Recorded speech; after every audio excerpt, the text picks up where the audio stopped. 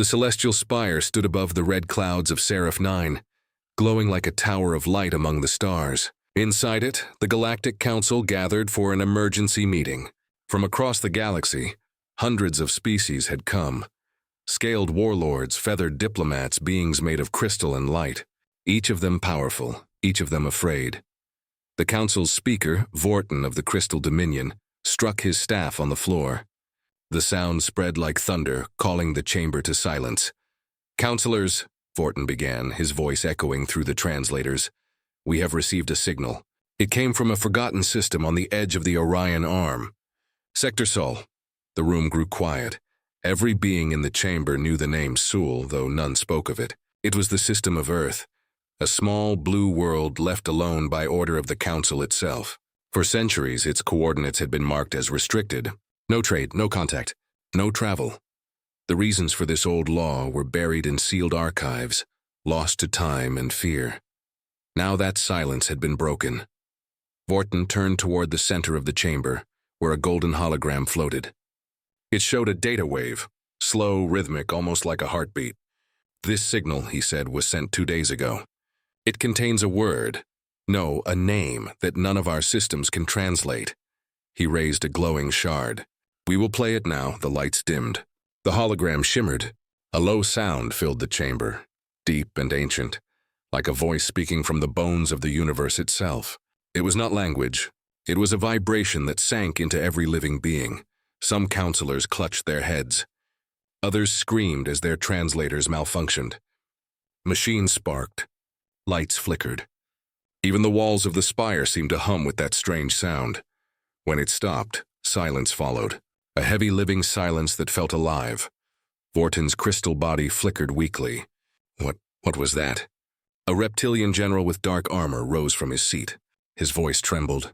"That sound, I have heard it before." Vorton turned to him. "Identify yourself." "I am General Raykor of the Draconis Legion," the warrior said. His eyes were old and scarred. Long ago, during the War of Cinders, our ancestors recorded that same vibration. It was the death cry of an empire. Murmurs spread through the chamber. The smaller species whispered to each other. "Impossible," one said. "The War of Cinders happened before the Council was born." "Yes," Raykor said. "And those who ended it?" "Through that name." Vorton's glow dimmed. "You mean the name in the signal?" Raykor nodded slowly. "Yes, the forbidden name. It belonged to the ones who destroyed the First Empire. They called themselves..." He hesitated, his scales tightening in fear. "Humans." The word fell into the chamber like a stone into still water. Humans, every being felt the vibration of that word. It was small, short, harmless, and yet it carried a strange power, something ancient and proud. Some counselors looked confused. Others simply stared at the hologram, remembering old stories that no one dared repeat. Vorton spoke softly. "Humans? That is the species of Earth, is it not? I thought they were extinct." "They were supposed to be," Raykor said. "The Council erased them from history after the Purge of Sol. Their world was sealed. Their name, forgotten.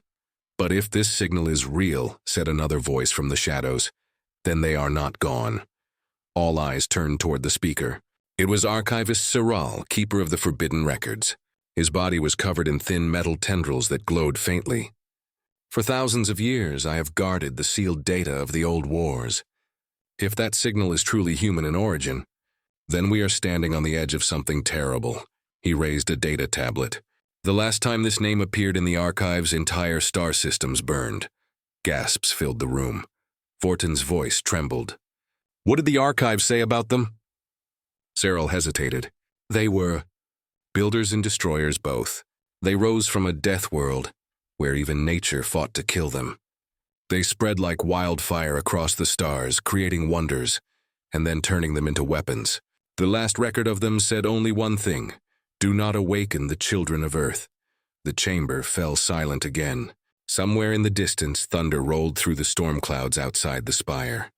Vorton looked at the hologram of the Sol system. The blue planet glowed faintly. "If humans are truly back," he said quietly, "then the Council must decide what to do." General Raykor shook his head. "It is already too late. The universe has heard their name again, and the universe remembers what it fears.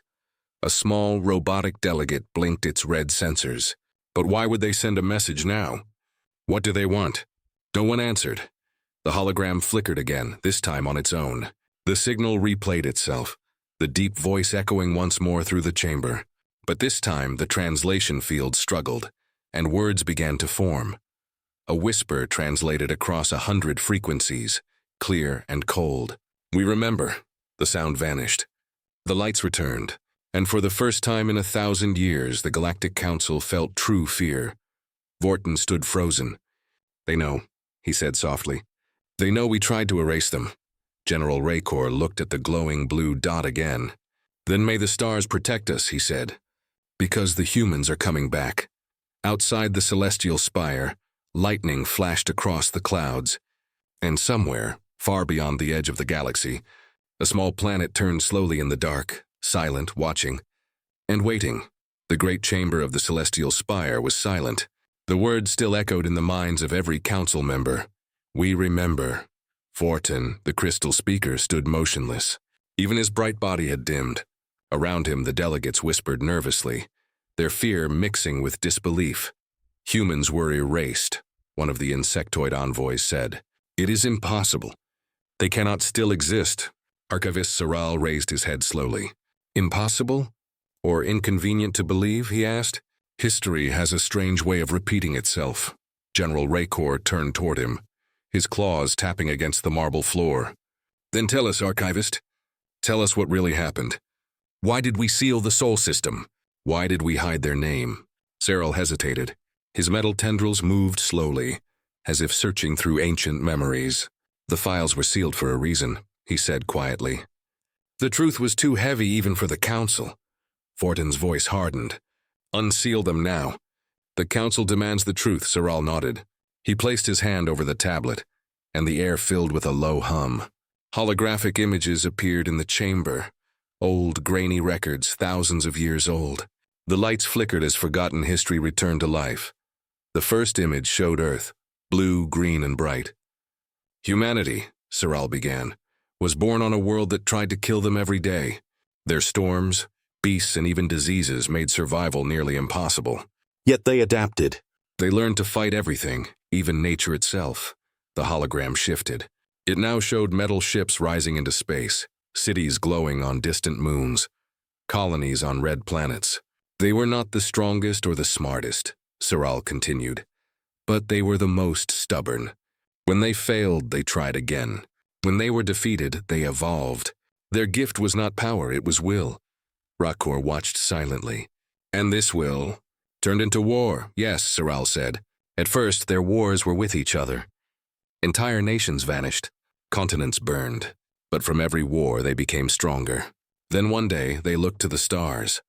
The next hologram showed fleets of human warships moving through space, simple but fast. They met the First Empire, a mighty civilization that ruled the galaxy long before the Council. That empire believed humanity was a small, primitive race. Saral's voice lowered. They were wrong. The hologram changed again. Great battles unfolded in the stars. Human ships were smaller but faster. Their weapons were brutal and efficient. Worlds burned. Armies vanished. The Council watched in silence as human forces fought without fear, without mercy. They fought until the First Empire broke, Saral said. No one knows how they did it.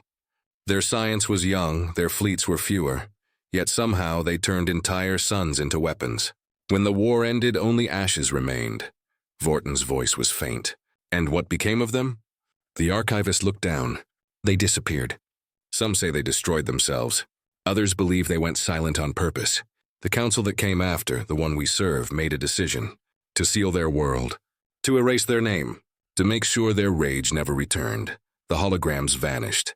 The chamber was dark once more. A smaller delegate, a winged creature with trembling feathers, spoke softly. If they were so dangerous, why did they stay silent for so long? Raycor answered. Perhaps they were sleeping. Saral nodded. Or waiting for the right reason to wake up. Vorton turned to the galaxy map, staring at the blue dot that marked Earth. Then this signal. We remember, it means they are awake again. The counselors exchanged fearful looks. Some demanded that fleets be sent at once. Others begged for negotiation. The chamber became chaos. Enough! Vorton shouted, striking his staff once more. We will not act in panic. We must understand what they want before we risk another war.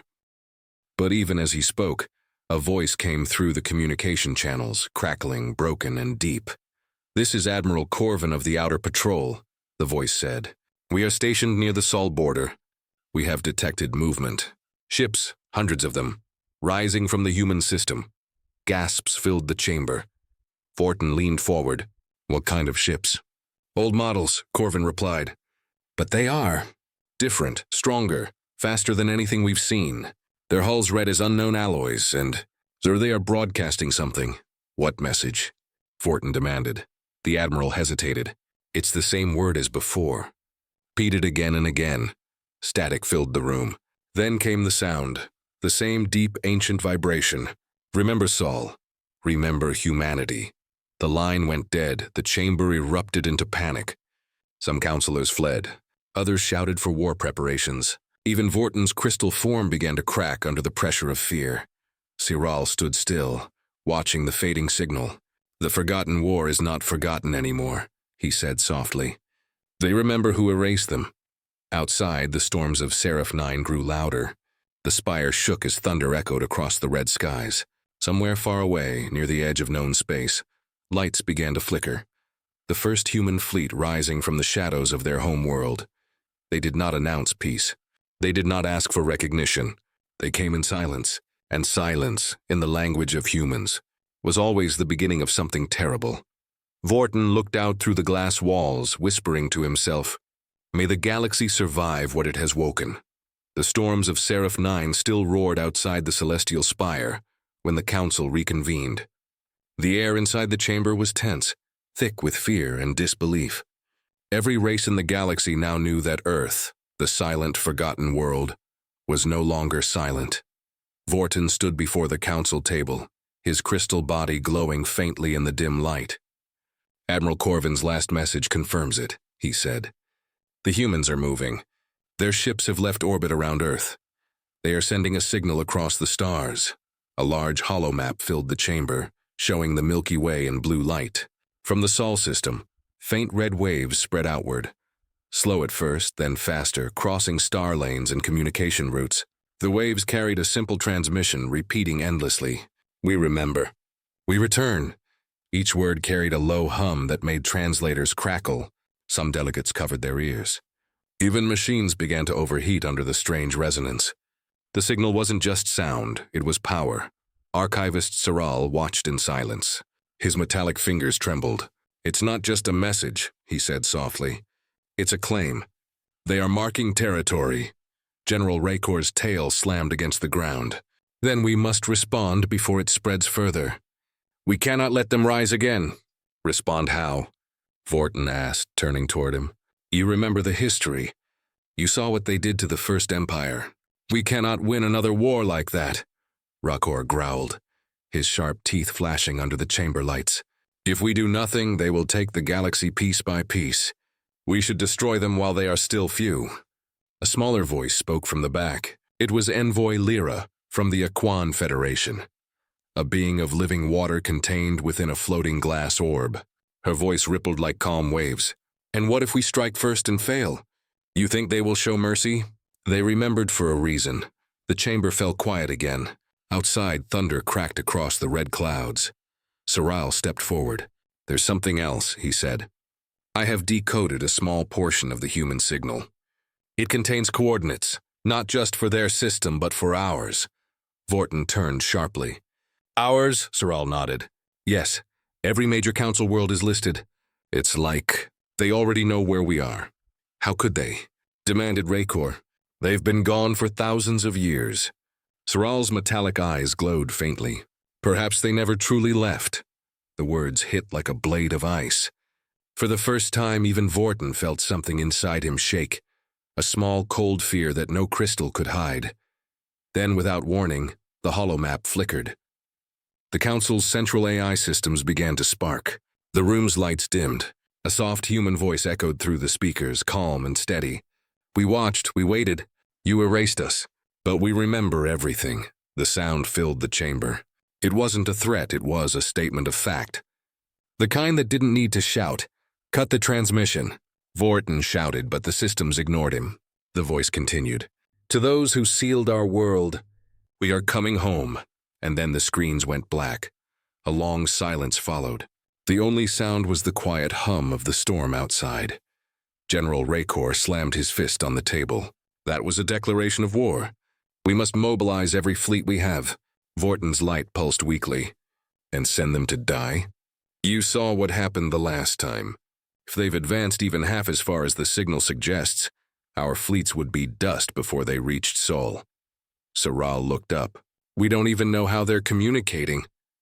The signal passed through every security layer like it didn't exist. It's as if they were already inside our systems. The realization spread slowly across the chamber. The humans weren't just back, they were watching. Envoy Lyra spoke again, her voice trembling. Maybe they're not here for revenge. Maybe they only want to be left alone. Rakor laughed bitterly. No species remembers like that just to be left alone. They sent their message to everyone. Vorton turned toward the hologram of Earth. The blue planet glowed faintly, its oceans reflecting the light of a distant sun. If they are awake, he said softly, then we must find out why now. He looked at Saral. Send a stealth probe, unmanned. Let it observe the human fleet and transmit everything it finds. Saral hesitated. If they detect it, then we will know their power, Vorton said. The archivist nodded. It will take 2 cycles to reach them. Then send it now, Vorton ordered. The probe was launched within the hour. A tiny, silent machine, smaller than a fighter ship, invisible to most sensors. It slipped through the darkness, following the red pulse of the human signal. Days passed. The Council waited in uneasy silence. Entire star systems began to panic. Markets crashed. Armies mobilized. And through it all, the human signal continued. Steady, calm, unending. We remember.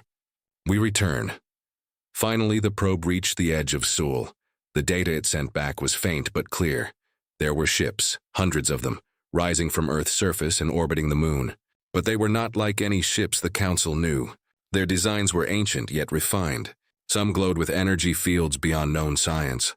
Others seemed alive, grown rather than built. And at the center of the formation floated a single massive vessel. It was black as the void, with markings in an unknown language that even the probe's AI couldn't decode. As the probe transmitted its last images, a soft human voice came through again, directly into the probe's systems. You shouldn't have come. Then the signal cut off. The probe vanished. Back in the celestial spire, Saral stared at the dead screen. They found it, he whispered. They knew it was ours. Vorton's light dimmed completely. Then it begins. Outside, lightning cracked once more. But this time the thunder felt different, like the heartbeat of something awakening after a very long sleep. The celestial spire shook as the storm raged outside. The lightning that cracked across Seraph 9's skies now felt like echoes of something far greater, something coming from beyond the stars. The Galactic Council sat in silence. The probe's destruction had changed everything. It wasn't just the loss of a machine. It was the message that came with it. You shouldn't have come. The words haunted them all. Vorton, the crystal speaker, stood near the central table, his light dim and cold. The humans know we are watching, he said. They wanted us to see their power before they silenced the probe. General Raycor slammed his claws onto the table. Enough waiting. We must strike before their fleet leaves Sol. Archivist Saral shook his metallic head slowly. Strike with what? They already reached into our systems. They found and destroyed a probe that was invisible to every known sensor. If they can do that, they can find us anywhere. Raycor's yellow eyes burned. Then what do you suggest, Archivist? Sit here until they arrive? Wait for them to decide our fate? Vorton raised his staff. Enough! The chamber fell silent again. Fear will not help us. We must think clearly. He turned to Saral. What else did the probe see before it was lost? Saral hesitated. His tendrils flickered with faint blue light. The probe transmitted a few final readings. The human fleet is massive. Hundreds of ships, each powered by energy signatures beyond our understanding. Their engines bend gravity itself. The chamber filled with whispers, impossible. Someone said, They are using weapons we cannot detect. They have surpassed us. Fortin stared at the projection of the Sol system. The red pulses of the human signal continued to spread. They were silent for millennia, he said. And in that silence, they grew stronger. Suddenly, the communication panels began to blink.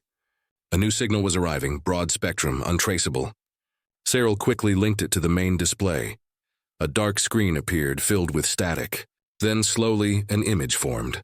A human figure standing against a background of stars. The figure wore a dark uniform with silver markings. His face was calm, unreadable. His voice was deep, quiet, and carried a strange authority. We are the descendants of Earth. You sealed our world. You erased our name. But we endured. The chamber went utterly still. You feared us once, and perhaps you were right to do so. But the time for hiding is over. Fortin stepped forward. This is the Galactic Council. Who speaks for humanity? The human raised his head. I am Admiral Elias Kane, commander of the human fleet, and I bring you a message from Earth. The age of silence is over. The forgotten will rise again. Then the signal cut off. The council chamber erupted. Some shouted for war. Others begged for surrender. None knew what to do. Fortin's voice trembled. Open a line. We must talk to them. There must be reason left among them. But before Cyril could respond, the holomap changed again. The human fleet had begun to move, leaving Sul, one ship at a time, forming perfect formations across the stars. Their routes were clear. They were heading toward council space. Rakor's claws dug into the table. They're not waiting for talks. They're coming straight for us. Fortin's light dimmed further. How long before they reach the border systems? Cyril replied, at their current speed. Less than one cycle. They're using drive systems faster than light itself. Rakor growled. Then we must prepare for battle. Battle. Fortin whispered. You cannot battle something you don't understand. Cyril nodded. The humans don't just fight wars. They become them. Every time they were threatened, they evolved. Every time they were beaten, they adapted. What happens when such a species disappears for 1,000 years? And then returns? Outside, thunder rolled again. It sounded like drums of war, meanwhile on the edge of council space. In the dark silence of the Vereen sector, hundreds of patrol ships drifted quietly near the border. Their crews were restless. Most didn't believe the old stories about humanity. To them, Earth was just a myth, until now. Then one by one, their sensors began to flash red. Unidentified ships detected, a voice shouted. Hundreds, no, thousands emerging from subspace. The officers turned toward the main screen. Out of the black void, the human fleet appeared. Sleek ships, silent and cold, gliding like shadows through the stars. They carried no insignia, no warning lights. Only a single glowing mark burned on each hull, an ancient symbol, a hand gripping a star. The patrol commander, shaking, sent a broadcast. This is Vereen Command. You are entering restricted council space. Identify yourselves. A reply came instantly. This is humanity. We are taking back what was ours. Then every human ship lit up at once. A blinding wave of light spread across the void. No explosions, no sound, just energy. When the light faded, the patrol fleet was gone. Not destroyed. Erased, no wreckage, no bodies. Nothing left. Back at the celestial spire, the transmission reached the council seconds later. The images were terrifying. An entire fleet gone in an instant. Rakor stared in disbelief. What kind of weapon was that? Cyril whispered, it wasn't a weapon. It was control. They turned the laws of physics into commands. Fortin stood still, his glowing body faint. They don't want destruction. They want remembrance. They want to remind us who they were, and what they can do. He turned toward the galaxy map again. Red markers now spread like fire through the border systems. The humans were advancing, system by system, unstoppable. Fortin's voice was cold. Prepare the council worlds. Send out evacuation orders. Rakor's claws clenched. You mean to run? I mean to survive, Fortin said quietly. We cannot fight gods. The chamber fell silent. Outside, the storm broke. A single bolt of lightning struck the tower, shaking it to its foundations. And somewhere beyond the stars, the human fleet continued its march, silent, organized, stoppable. For the first time in recorded history, The Galactic Council understood the true meaning of the words that had echoed across the stars. We remember. The celestial spire stood wounded. Storms raged across Seraph 9, shaking the sky itself, while deep inside, the Galactic Council gathered once more, frightened, desperate, and silent. The holographic map of the galaxy burned red. The human fleet was moving like a storm front, erasing every defense line that stood in its path. No weapons worked. No communication stayed secure. Every attempt to resist ended the same way. Silence. Vorton's crystal body flickered weakly. "We are losing entire sectors," he said. "The outer colonies are gone. Virane, lost. Arctis gone without a trace." General Raycor slammed his claws on the table, fury and fear mixing in his voice. "They're not even fighting. They just appear and everything stops. Our ships are worlds. It's as if they rewrite reality itself." Archivist Siral nodded slowly. "That's exactly what they're doing. I've studied their energy readings. They are manipulating space and time. The humans are no longer using technology as we understand it. They became technology." The words hit the room like a cold wind. Envoy Lyra's watery form rippled. "If they can do that, why haven't they destroyed us already?" Vorton looked at her with dim eyes. "Because they don't want destruction. They want something else." "What?" Raycor demanded. "What could they possibly want now?" Before anyone could answer, the lights flickered again. The air thickened with static. And then the voice returned. It was calm, deep, and human. "This is Admiral Elias Kane of Earth. To the Galactic Council. We are not your enemies. We have not come for war." The chamber froze. The hologram flickered to life, showing Admiral Kane standing aboard a massive command ship. Behind him, the symbol of Earth glowed bright, a blue world surrounded by silver light. "You tried to erase us," he said softly. "You buried our name, sealed our system, and called us forgotten. But history cannot be erased and only delayed. We have seen your worlds. We have heard your lies. And yet we offer peace." The council members exchanged nervous glances. Could it be real? Peace after all this destruction. Vorton stepped forward. "Then stop your fleets. Stop your advance and we will listen." Kane's face remained calm. "We cannot stop what has already begun. The awakening of Earth is not a war, it is a correction." "A correction?" Vorton asked, trembling. "Of what?" "Of memory," Kane said. "The galaxy forgot who built the stars it stands upon. You forgot the ones who burned their hands shaping the light you now use. We are not returning to conquer. We are returning to remind." Siral spoke carefully. "Remind us of what?" The Admiral's eyes glowed faintly.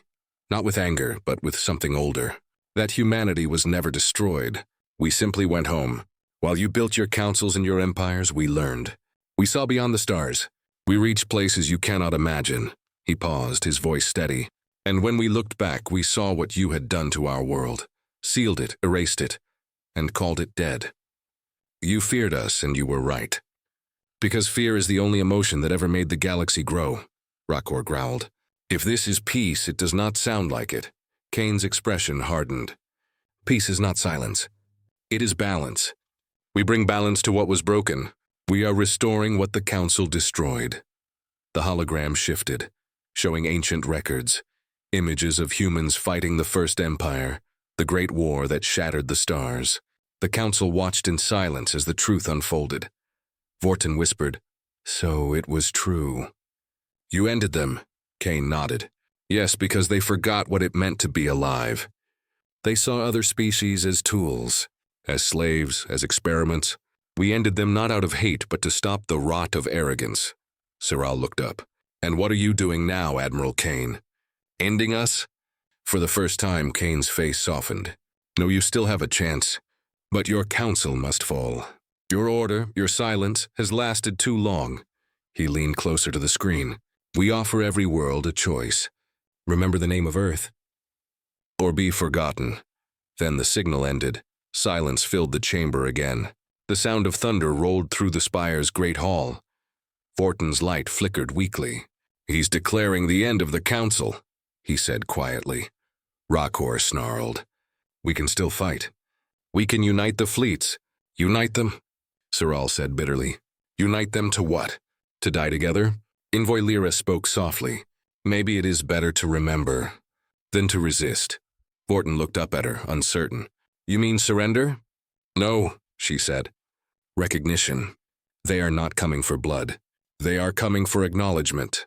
Maybe that is their revenge, to make us face our own fear. Saral turned toward the holomap. Look, the human fleet had stopped. Their ships now formed a ring around the galaxy, surrounding every known route. They weren't attacking. They were waiting. Vorten realized it too. They want us to speak their name. Yes, Saral said. That is their demand. Rakor slammed his claws on the table. Never. I will not kneel to ancient ghosts. But outside, the red clouds of Seraph 9 began to glow. Strange symbols appeared in the storm. Glowing patterns, human letters written in the sky itself. EARTH, the letters burned bright for all to see. The message was simple, undeniable, and everywhere. Humanity had returned, and they wanted the universe to remember. Vorten stood silently, looking up at the sky. Perhaps this is not conquest, he whispered. Perhaps this is judgment, Saral nodded slowly. No, it's something greater. It's history correcting itself.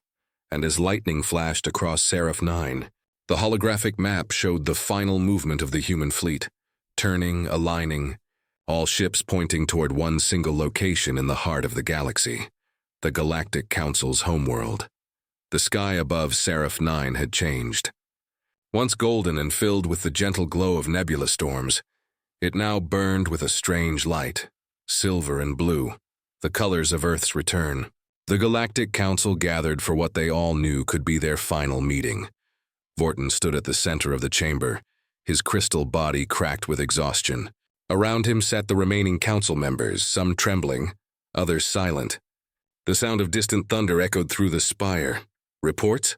Vorten asked quietly. Archivist Saral's voice was weak. All systems across the core worlds are under human control. No resistance remains. They do not destroy, but they occupy. Every world that speaks the name Earth is left unharmed. Every world that resists disappears. Disappears, General Rakor growled. You mean destroyed? Saral shook her head. No, gone, wiped clean. No debris, no light. As if they were never there. A heavy silence filled the chamber. The air felt colder. Then a sharp tremor shook the spire. The floor cracked. The lights dimmed. Outside the great window, the storm clouds parted, and they saw it. A single ship was descending. Not an armada. Not a fleet. Just one. It was colossal, larger than any vessel ever built. Its surface shimmered like living metal, reflecting the stars. At its center, the symbol of Earth glowed like a sun. The council members stood frozen. They could feel it. The hum of power in their bones. Vorten whispered, "They have come." The ship did not open fire. It landed slowly, silently, as though it were alive. The atmosphere around it shimmered. And then, from its lower hulls, a bright doorway opened. Out stepped Admiral Elias Kane. He walked alone, wearing dark armor marked with the insignia of Earth's rebirth, a circle of light around a single star. His eyes were calm but heavy, like someone who carried centuries of history on his shoulders. Vorten met him in the great hall. "You came alone," he said. Kane nodded. "I do not need an army to deliver a message," Rakor growled, stepping forward. "You destroyed half the galaxy's systems. You wiped out entire fleets. And now you talk of peace." Kane turned to him slowly. "We did not destroy. We erased the disease that tried to erase us." Rakor hissed, his claws flexing. "Then finish it. Kill us if you want revenge." But Kane shook his head. "Revenge is for those who forget who they are. We remember everything." He turned back to Vorten. "Do you?" The council chamber fell silent. Every member looked to their speaker. Vorten's light dimmed. "What is it that you want, Admiral Kane?" Kane walked closer. The floor seemed to tremble with each step. "I want the truth spoken aloud, across every world, in every tongue. The council will declare the name of the world you tried to hide, the name that once made the stars tremble." He leaned in. "You will say it. You will speak our name, Earth." Vorten's hands trembled. "And if we refuse?" Kane's expression softened. "Then the galaxy will never remember you. Every trace of your species, your cities, your histories, gone. We will not destroy. We will unmake." The word hung in the air like cold steel. Saral stepped forward, her voice trembling. "Why does our remembering matter so much to you?" Kane turned toward her. Because memory is power. Because when we were erased, the galaxy forgot what it means to be human. To fight, to endure, to dream. You turned the stars into tools. You built your order on silence. We bring back noise, life, choice, Rakor spat. You think you're gods? Kane smiled faintly. No, but we remember them. The room froze at his words. Gods, could that be what humans became? Entities who walked beyond stars, who touched time itself. Fortin spoke carefully. What are you, Admiral? You are not the same humans we once knew. Kane's eyes glowed faintly. No, we evolved. We merged with the storm you called the Void. We became the echo of our own future. We are humanity, past, present, and what comes after. Then the lights dimmed again. The air shimmered with energy. Outside the spire, thousands of human ships appeared across the sky. But they did not move. They waited. Kane raised his hand. The choice is yours. Speak our name and live. Stay silent and vanish. The council stared at each other. Fear, guilt, pride, all mixing into one unbearable weight. Finally, Saral stepped forward. Her voice shook, but she spoke. We acknowledge the world once called Earth. Humanity has returned. A low hum spread through the air. The human ships above began to pulse with light, but they did not fire. The energy in the atmosphere calmed. But then Rakor roared. No, this is weakness. He lunged forward, claws extended, straight toward Kane. Kane didn't move. The air itself bent. In a flash of white, Rakor vanished.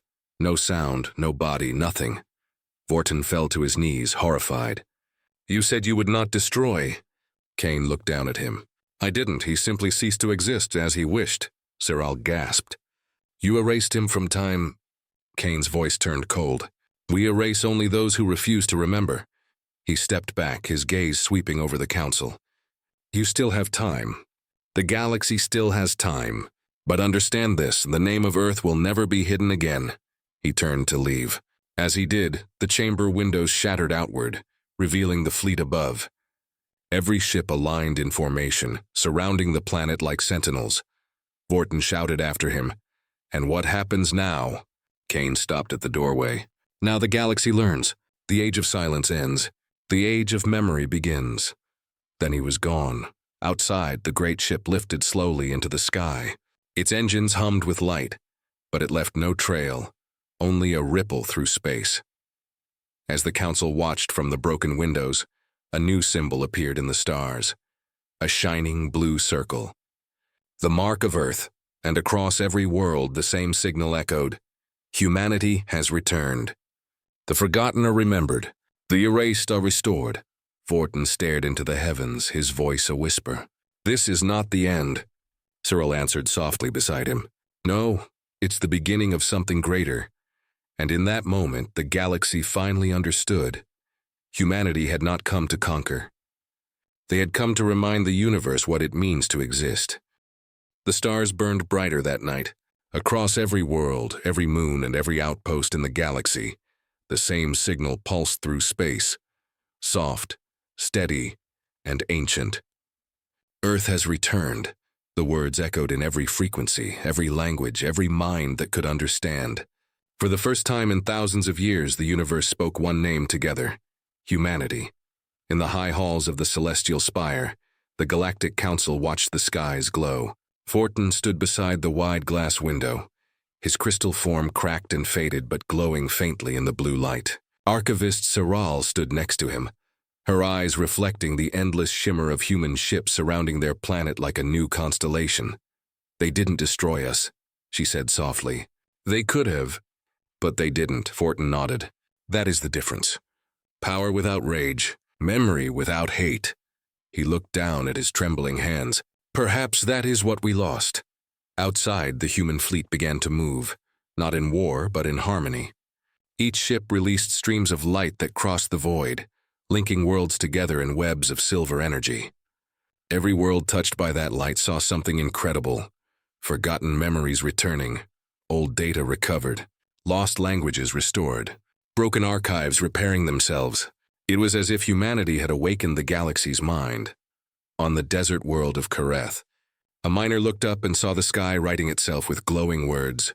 We remember. On the ocean world of Vereen, The sea itself began to hum with forgotten songs, human music, old Earth frequencies, rippling through the waves, and on far-off Arctis, a cold, dying star reignited for the first time in centuries, burning bright again. People called it the Second Dawn. Back in the spire, Siral turned to Vorton. What will we do now? The Council, the old ways. Vorton sighed, the hum of his body dim. The Council no longer rules. It remembers. Our power was silence. Theirs is truth. He looked toward the horizon, where the human flagship still hovered above the clouds. Perhaps that's what the galaxy needed. Not rulers, but reminders. Siral nodded slowly. Reminders that we are small. Vorton smiled faintly. And that being small is not weakness. It's the beginning of growth. High above them, inside the flagship Eden's light, Admiral Elias Kane stood alone before a panoramic window, watching the galaxy stretch before him like an endless sea of stars. A young officer approached. "Sir, the transmissions are complete. Every species has received the message." Kane nodded. "And their response?" The officer hesitated. "Most have spoken the name. Some resist." Kane turned his gaze to the distant stars. "Let them learn in time.